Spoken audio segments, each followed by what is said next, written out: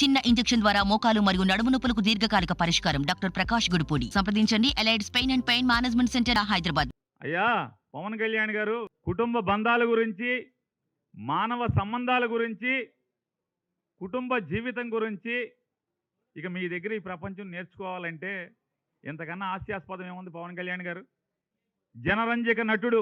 2009లో Prajarajyam party పెట్టినటువంటి megastar Chiranjeevi గారు కేంద్ర మంత్రిగా, కాంగ్రెస్ పార్టీ రాజ్యసభ సభ్యుడిగా, కాంగ్రెస్ ప్రభుత్వంలో మన్మోహన్ సింగ్ గారు ముఖ్యమంత్రిగా ఉన్నటువంటి కాంగ్రెస్ ప్రభుత్వంలో కేంద్ర మంత్రిగా ఆయన ఉంటే, సాక్షాత్తు చిరంజీవి గారికి తోడబుట్టినటువంటి తమ్ముడుగా మీ పాత్ర ఏంటి? మీరు ఏం చేశారు? ఎంత అవమానించారు? మీరు చంద్రబాబు నాయుడికి, మోడీకి ఓట్లు వేయమని చెప్పని, కాంగ్రెస్ పార్టీని నాశనం చేయమని చెప్పని మీరు మాట్లాడితే చివరికి ఏం చేయలేని స్థితిలో చిరంజీవి అభిమాన సంఘం మీటింగ్ అదే రోజు పెట్టుకుని వాళ్ళు చెప్పుకోవాల్సిన పరిస్థితి. రామ్ చరణ్ గారు, మా బాబాయ్కి మా నాన్నకి ఏం సంబంధం లేదు, మన ఫ్యాన్స్ వేరు, మనం అందరం కూడా కాంగ్రెస్ లైన్లో ఉండాలని చెప్పుకోవాల్సినటువంటి పరిస్థితి. మీరు అన్నల గురించి, బంధుత్వాల గురించి, బంధాల గురించి ఇంత పచ్చి స్వార్థంగా మీరు రాజకీయాల కోసం అన్నగారు ఎక్కడున్నాడు, అన్నగారు ఏం చేస్తున్నాడు, అన్నకి అవమానం కదా, చిరంజీవి గారికి నేను మాట్లాడే భాష, నేను వేసే గంతులు చిరంజీవి గారికి తలదించుకునే పరిస్థితి కదా అని చెప్పని ఆలోచన లేనటువంటి మీరు బంధాల గురించి, బంధుత్వాల గురించి మాట్లాడుతున్నారు. ఇక షర్మిలమ్మ గారి గురించి చెప్తున్నారు. ఎవరి షర్మిలమ్మ గారు? అన్నతో విభేదించి ఇవాళ అన్నగారి శత్రువులతో చేతులు కలిపి 10 ఏళ్ల క్రితమేమో మా కుటుంబాన్ని చిన్నాభిన్నం చేస్తున్నారు, నా తండ్రి ద్వారా అధికారాన్ని పొంది నా తండ్రితో సహా మా కుటుంబాన్ని ఇబ్బందులు పాలు చేస్తున్నారు, అన్యాయంగా అక్రమంగా కేసులు కట్టి మమ్మల్ని బజారు పాలు చేస్తున్నారు అని చెప్పి మాట్లాడినటువంటి ఆవిడ ఇవాళ అదే జెండా మోసే స్థితిలో, అది ఆవిడది ఏ రకమైనటువంటి నడవడిక? జెండా మోయటమే కాకుండా ఇవాళ బజారుకి ఎక్కి సొంత అన్నని ఏ రకంగా మాట్లాడుతుందో ఆవిడ. మరి మాట్లాడినప్పుడు, యుద్ధంలోకి వచ్చిన తర్వాత అన్నని దూషిస్తున్నప్పుడు అన్న సైన్యం ఏం చేస్తారు? ఆఖరికి పవన్ కళ్యాణ్ గారి యొక్క మనుషులు, పవన్ కళ్యాణ్ గారిని ఫాలో అయ్యేటువంటి ఫ్యాన్స్ కానీ, చిరంజీవి గారు జగన్మోహన్ రెడ్డి గారిని కలవటానికి వస్తే సినిమా పరిశ్రమ గురించి ఇవన్నీ తిట్టారు. మీరు చెప్పేటువంటి మీ జనసైన్యమా, జనసైకుల, ఏంటిది అది? జనసైకుల, జనసైన్యమా, వాళ్ళు ఎవరు? ఎన్ని చిరంజీవిని దూషించారు? అప్పుడు మీ నోరేమైంది? ఒక్క మాట, అరే ఎదవల్లారా, మా అన్నయ్యరా, తిట్టబాకండ్రా అని ఒక్క మాట మాట్లాడావా? మాట్లాడకపోగా ఇవాళ సన్నాయి నొక్కులు, పత్తిత్తు కబుర్లు మాట్లాడుతున్నారు. ఇక నీతులు మీ దగ్గర నుంచి చెప్పాలి. మీరేం మాట్లాడారు? పవన్ కళ్యాణ్ గారు లోకేష్ గారిని, చంద్రబాబు నాయుడు గారిని, తెలుగుదేశం పార్టీని ఏం మాట్లాడారు? నా తల్లిని దూషిస్తారా, నా తల్లిని దూషిస్తారా అని చెప్పి రంకెలేశారు.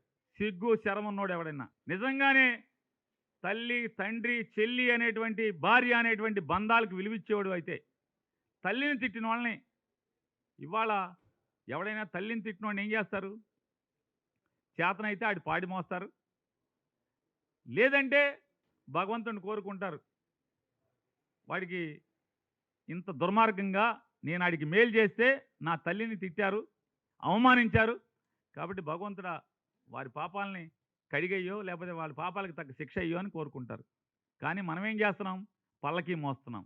తల్లిని తిట్టిన వాళ్ళ పల్లకీ మోసేవాడిని ఏమంటారు? లేదా నువ్వు ముఖ్యమంత్రి అవ్వాలి, నువ్వు ముఖ్యమంత్రి అవ్వాలి, మా ప్రాణం పెడతాము, మేము చచ్చిపోతాం అని చెప్పని ఏ రంగం వేస్తున్నటువంటి మీ వాళ్ళందరినీ కూడా, అరే మనకి సీన్ లేదురా, మనం పల్లకీ మోయటమేరా, మనం ముఖ్యమంత్రి అవ్వలేం, నేను ఎమ్మెల్యేని అవ్వలేను, మీరు ఆగండి అని చెప్పని ఇట్లాంటి స్థైర్యాన్ని చంపే మాటలు మాట్లాడేవాడిని ఏమంటారు భారతంలో? యుద్ధం చేయాల్సిన వాడిని, యుద్ధానికి సిద్ధమైనటువంటి వ్యక్తుల్ని, మానసిక స్థైర్యాన్ని చంపేవాడిని ఏమంటారు? శల్యుడు అంటారు. నవయుగ భారతంలో, కలియుగ భారతంలో శల్యుడి పాత్ర పవన్ కళ్యాణ్ పోషిస్తున్నాడంటే మాట వాస్తవమా కాదా? యుద్ధం చేస్తున్నట్టే అంటే యుద్ధానికి సిద్ధమైనటువంటి జన సైనికుల్ని నిర్వీర్యం చేస్తూ, వాళ్ళ మానసిక స్థితిని చంపేస్తూ, వాళ్ళ ధైర్యాన్ని చంపేస్తున్నటువంటి అండి ఇవాళ కలియుగ శల్యుడు నువ్వు. నాడు కర్ణుడి ధైర్యాన్ని నిర్వీర్యం చేయడానికి ప్రయత్నం చేసిన శల్యుడు ఇవాళ మీ పార్టీ కార్యకర్తల్ని స్థైర్యాన్ని యుద్ధం చేద్దామని రెడీ అవుతుంటే ఆయుధాలను పక్కన పడేయండి, మనం పల్లకి మొయ్యాలి, మన చేతిలో ఆయుధాలు కాదు, మన చేతిలో పల్లకి పట్టి ఉండాలి, పల్లకి కమ్మి ఉండాలని చెప్పి చెప్తున్నాడు. నువ్వు శల్యుడితో కదా, శల్యుడు, మరి నువ్వు శల్యుడివి కాబట్టి అర్జునుడు అంటే నువ్వు పోల్చుకుంటున్నావు. అర్జునుడికి శల్యుడికి పోల్చుకున్నప్పుడు నీకు బాధ కలుగుద్ది. ఆ బాధతో మాట్లాడేటువంటి మాటలు. అట్లాగే ఆ పక్కన కూర్చున్న అతను ఒకటి మాట్లాడతాడు. జగన్మోహన్ రెడ్డి గారి అన్ని అసత్యాలు మాట్లాడుతున్నాడు, అబద్ధాలు చెప్తాడు. ఆయన 2004 నుంచి 2009 దాకా, 2019 నుంచి 2024 దాకా మొత్తం నాకు తెలుసు అంటున్నాడు. మరి అన్నీ తెలిసినోడు అసలు జగన్మోహన్ రెడ్డి దగ్గరికి ఎందుకు వచ్చావు? సిగ్గు శరం లేదా? ఎందుకు వచ్చావు? 2014లో జగన్మోహన్ రెడ్డి గారి సింబల్ మీద ఆయన ఫోటో పెట్టుకుని ఎందుకు ఓట్లు అడిగావు? గుంటూరులో అడుక్కున్నావు కదా, ఓట్లు అడుక్కోలేదా? 2019లో బందర్ వచ్చి ఎందుకు అడుక్కున్నావు? బందర్లో ఎందుకు పోటీ చేసావు వైఎస్ఆర్ కాంగ్రెస్ పార్టీ సింబల్ మీద? మరి జగన్మోహన్ రెడ్డి గారు ఇంత చెడ్డోడని నీకు తెలిస్తే మరి ఎందుకు పోటీ చేసావు? ఎందుకు వచ్చావు అని అడుగుతున్నాను. సిగ్గుండాలి కదా అన్నీ తెలిసి రావటానికి. సిద్ధం అంటే దేనికి సిద్ధం? జగన్మోహన్ రెడ్డి గారు, మా బందర్ ఎంపీ సారు గారు, మీరు జగన్ సారు గారు అంటున్నారు కదా, నేను అడుగుతున్నాను, సిద్ధం అంటే పారిపోవడానికి సిద్ధమా అని జగన్మోహన్ రెడ్డి గారు అంటున్నారు. పారిపోయే బతుకులు ఎవడి పారిపోయే బతుకులు? 2004లో మన బతుకెక్కడా? తెనాలి నుంచి 2009కి నరసరావుపేట పారిపోయింది ఎవరు? 2009 నుంచి మళ్ళీ 2014 వచ్చేప్పటికి నరసరావుపేట నుంచి గుంటూరు పారిపోయినవాడు ఎవడో? 2019కి వచ్చేప్పటికి మళ్ళీ గుంటూరులో కాకుండా గుంటూరు నుంచి బందర్ పారిపోయినోడు ఎవడు? పారిపోయే బతుకులు ఎవరి? జగన్మోహన్ రెడ్డియా పారిపోయే బతుకులు? ఇట్లాంటి వాళ్ళందరినీ పట్టుకుని నాడు రాజశేఖర రెడ్డి గారు లేకపోతే బతుకు లేదు. చనిపోయిన రాజశేఖర రెడ్డి గారి గురించి, కేవీపీ రామచంద్ర గురించి సాయంత్రం 8 తర్వాత ఢిల్లీలో ఏం మాట్లాడుతున్నావో కేవీపీ రామచంద్ర గారికి తెలియదు అనుకుంటున్నావా? ఎంత అసహ్యంగా, జుగుప్సాకరంగా జగన్మోహన్ రెడ్డి గారి గురించి నువ్వన్నీ మాట్లాడుతున్నావో ఎవరికి తెలియదు అనుకుంటావా? పవన్ కళ్యాణ్ గురించి ఏం మాట్లాడావో తెలీదా?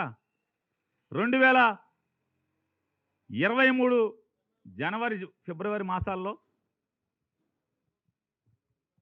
చంద్రబాబు దగ్గరికి కౌరు చేస్తే చంద్రబాబు, ఇది మన స్కూల్ కాదురా బాబు, ఇది చాలా డేంజర్ కేసు, ఇది మనకొద్దు, పవన్ కళ్యాణ్కి తోసేయండి అని చెప్తే పవన్ కళ్యాణ్ గారి దగ్గరికి మార్చి ఏప్రిల్ మాసాల్లో పవన్ కళ్యాణ్ గారి దగ్గరికి ఒక ప్రొడ్యూసర్తో హరీష్ శంకర్ మైత్రి మూవీస్ వాళ్ళ సినిమా షూటింగ్ జరుగుతుంటే ఆ షూటింగ్ దగ్గరికి కౌరు చేసిన మాట వాస్తవా కాదా?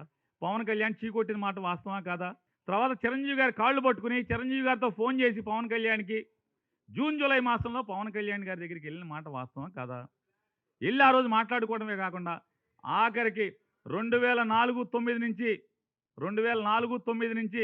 9 మధ్యలో ఇవాళ డయాస్ మీద పవన్ కళ్యాణ్ గారి పక్కన కూర్చున్నటువంటి నాదెండ్ల మనోహర్ గారు ఎంత కాల్చుకు తిన్నావు, ఎంత ఏడిపించావు, నాదెండ్ల మనోహర్ని ఎంత బజార్కి ఇచ్చి రచ్చ చేస్తే ఈ రోజుకి నాదెండ్ల మనోహర్ గారు నిజంగా నువ్వు కాళ్ళు పట్టుకుంటే కదా ఆయన కరిగింది.